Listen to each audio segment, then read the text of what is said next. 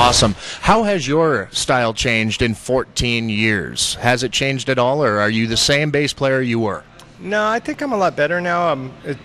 Just doing just cool projects like scoring a Cameron Crowe movie with Nancy Wilson, for instance, like Elizabethtown, or jamming with these cool session guys in LA a lot, or hanging out with Lemmy, or going on tour with Zach again, and all these things I think collectively, I'm still learning, it's really cool. That's my favorite place on the earth, is walking up that ramp and grabbing my bass, and I still get off on this whole thing. I mean, we really don't have to do this for a living. It's just a testament of our love for music and our love for each other and the fellowship of that. It's just such a statement fact that we're doing this is just an amazing, amazing thing to me. It really is, and we're so happy that you are back. The world is a much better place with Alice in Chains than without it, I can tell you that.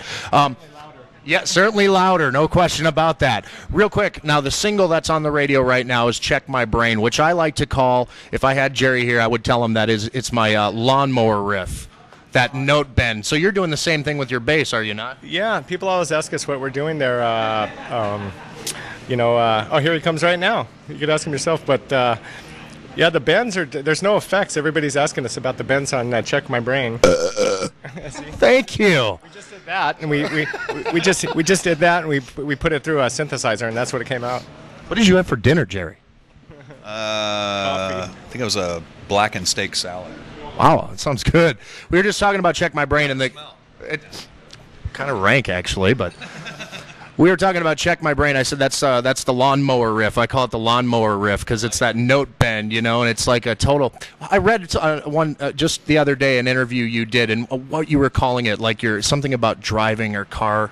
Seasickness. Or maybe that was it. It was seasickness, car sickness. But anyway, a really huge riff. And then we were also talking earlier about a looking in view, which is, to me, it's one of the filthiest riffs I've ever heard in my entire life, dude. So kudos to you. It's getting close to the release of the record now. Real quick, do you still have that same excitement leading up to a release? Oh man, I'm so over it right now. I could care less, actually. It's like a fish turd that's been hanging out of our ass for 4 days. Hasn't broken off yet. Yeah. Just waiting for another fish to swim by and nibble it off. Yeah. The thing is that it's you do these records and you sit on them, and then we got a record deal late in the game, so it's hard. They need time to get the behemoth rolling again. That's like a train moving, and with a new company, and it takes a while for everybody to.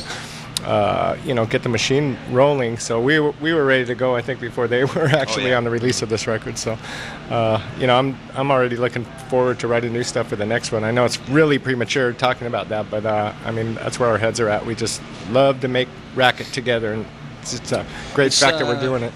It's exciting, we're digging it, and it's really cool to see everybody else digging it. I think one of the coolest things is we've been playing a few tracks here over the last month and a half or whatever on tour, and seeing people react to it, and actually seeing people sing lyrics back to you for new songs has been really cool. That's been great, and we're going to start working more stuff in the next couple of days, obviously, because the album's coming out. It's already all over the internet anyway, so we're going to probably start work. We might actually work another one in tonight. The real intricate harmonies. One thing we've known about Alice in Chains for years is just how intricate those things are. It's almost like a symphony when you're listening to the tracks and you hear them in a really good speaker in your ear. How long does that take to layer that big sound that you've got between you and William on this record?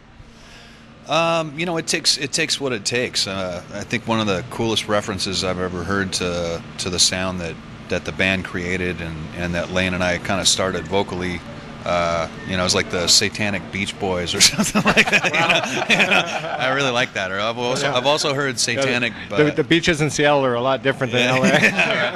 I've also heard Satanic Everly Brothers too, and I always really liked that. Yeah, the Deverly Brothers. Yeah.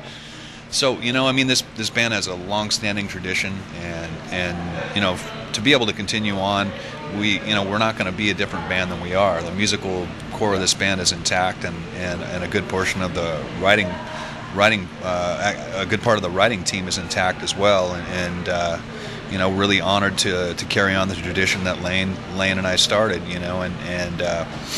he always gave me a lot of confidence to become a better singer and to kind of take on more vocally. And you kind of heard that as the albums came kind of every album I kind of stepped up a little more, and that was from him kicking my ass out of the nest, basically going, "Hey, dude, sing your shit," and he started playing guitar more. So you start to grow as a band, and to take on this sort of a challenge.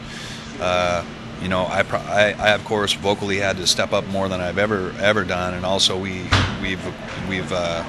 acquired a really talented member in William to be able to co-pilot that vocal attack, and he's really great. And the reason that it's working is, I think anybody who's really cared about this band, they know what we've gone through, and it's a very personal thing. I know a lot of people may have opinions about what should or should not happen or whatever, but the reality is, you may have It's our damn band. Yeah, you may have an opinion and feel maybe what we went through, but this actually happened to us. This is our lives, and Lane was our friend, and I'm sure he would be. If he had anything to say about it, I'm sure he'd say, "What the fuck took you so long?" So, You can't say that on the radio. Hey, wait a minute. Yeah. You can believe that. We might not. It is Jerry Cantrell saying this. Why would we do that? Ridiculous. No, of course not. But I am going to post this a little later on. Anyway, I'm going to let our winner get to you guys, too. He wanted a chance to talk to you guys, too. But a big thank you from a big fan of yours for returning. This is really a wonderful thing. And from what I've heard of this new album, great things still to come. Your best days still ahead of you. Congratulations, and thanks for your time, guys. Thank you very much. Hey, are you a Cyclone fan? I'm going to plead the fifth on this one because lots of Iowans are going to be watching this, and half of them are Cyclone fans and half are Hawkeye fans. And yep, I'm just going to go ahead and say, go Longhorns. Wow. Hook 'em. Perfect.